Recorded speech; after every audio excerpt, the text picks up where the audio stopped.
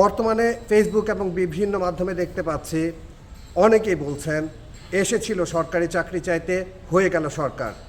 মনে রাখবেন, ছাত্ররাই দেশের ভবিষ্যৎ। তারা তাদের আত্মহুতির মাধ্যমে বাংলাদেশে দ্বিতীয়বার যে স্বাধীনতা এনে দিয়েছে, সে স্বাধীনতা আমাদের কারো পক্ষে আনা সম্ভব হয়নি। তাই তাদের এই দায়িত্বশীলতা সম্পর্কে কেউ প্রশ্ন তুলবেন বলে আমি মোটেও আশা করছি না। আর সংস্কার শুধুমাত্র কোটায় ছিল না, সংস্কার দরকার ছিল পুরো বাংলাদেশের প্রতিটি সেক্টরে।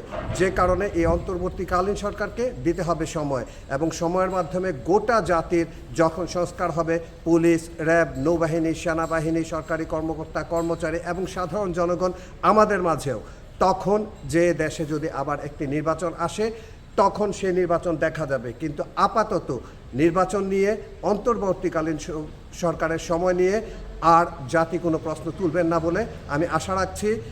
টার্কির ইস্তানবুল থেকে আবু মিরন।